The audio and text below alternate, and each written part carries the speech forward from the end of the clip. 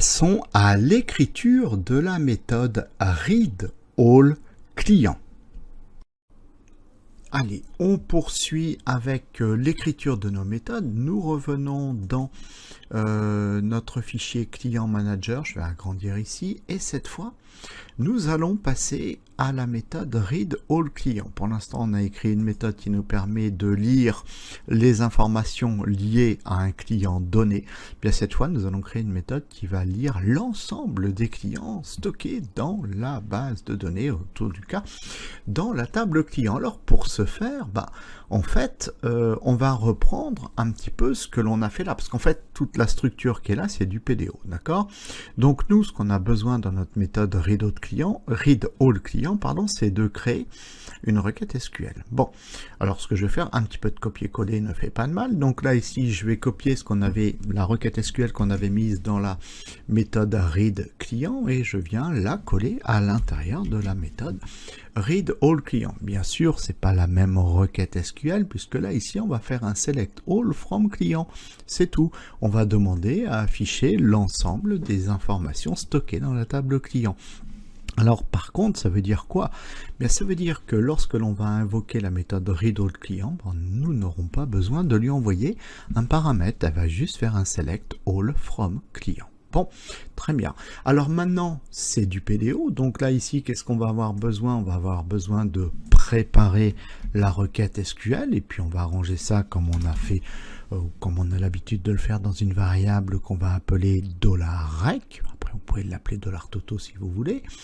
Ensuite, il faut exécuter la requête SQL. Donc, je vais récupérer cette information. Voilà, je vais exécuter. Mais par contre, autant bien nous avions besoin de notre tableau pour pouvoir affecter ce que l'on recevait en paramètre à un marqueur nommé, autant là, j'en ai pas besoin. J'ai pas de paramètre, j'ai pas de marqueur nommé. Donc, du coup, on va exécuter la requête. Voilà, il y a rien à faire. On ne fait que exécuter select all from client. Bon, sans plus. Alors, par contre, attention. Ici, sur cette méthode readClient, qu'est-ce qui se passe? Il se passe qu'on a une seule information. On a un seul nom, un seul prénom, un seul âge. On est bien d'accord. C'est lié à un client.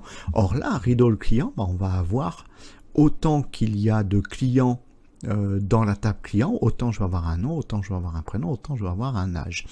Donc du coup, ça voudrait dire qu'il va falloir que l'on fasse une boucle. Voilà, tout simplement. Donc on va mettre en place une boucle while. Voilà, ça c'est les bases de ma boucle while. Et qu'est-ce qu'elle va faire?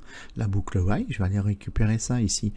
Tout ce qu'on avait écrit là, on va faire un fetch et on va dire qu'on veut récupérer les données sous forme de tableau associatif, comme on a fait là. Donc là, ici, je viens de coller ça à l'intérieur des conditions de ma boucle while. Et ensuite, qu'est-ce que va faire ma boucle while? Exactement la même chose, c'est-à-dire que là, ici, elle va instancier un nouvel objet client. Elle va affecter pour le premier client, elle va récupérer son nom. Pour le premier client, elle va récupérer son prénom. Pour le premier client, elle va son âge. Voilà, je le mets là. Et puis, une fois qu'elle a fini, hop, on continue. Puisque là, il y a un deuxième client. Donc là, ici, dans le set nom, on va récupérer le nom du deuxième client. Dans le set prénom, le prénom du deuxième client. Dans cet âge, l'âge du deuxième client. Et puis, s'il n'y a plus de client, elle s'arrête. Alors, par contre, attention, si je continue ici, donc dans notre méthode readClient, évidemment, quand on invoque la méthode readClient, on return l'information reçue. Bon, or là, je ne peux pas return directement client, parce que là, je vais avoir un problème. Pourquoi? Parce qu'il y a plusieurs clients, donc ça veut dire que je ne peux pas retourner le résultat d'un enregistrement, mais le résultat de plusieurs enregistrements. Comment je vais faire ça? Bien ici, à l'intérieur de ma boucle, je vais stocker toutes les informations dans un tableau. Donc là, ici, on va créer une variable qu'on va appeler $client avec un S, et on va dire que c'est une variable de tableau, et cette variable va être égale en fait, ici, à ce que nous, on retournait lorsqu'on a invoqué un seul client. Voilà, c'est ça l'idée. Et donc ici, qu'est-ce qu'il nous reste à faire? Bien, à l'extérieur de la boucle, c'est-à-dire quand on va invoquer la méthode readAllClient, on va return le résultat, donc ce sera client avec un S. Et lui, $client avec un S, contiendra pour le premier client son nom, son prénom, son âge. Pour le deuxième client, son nom, son prénom, son âge. Et puis s'il y avait un troisième client, ça ferait pareil. Et s'il y a X clients, ce serait exactement pareil. Bon, ben voilà, ça y est. Nous venons maintenant d'écrire notre méthode readAllClient.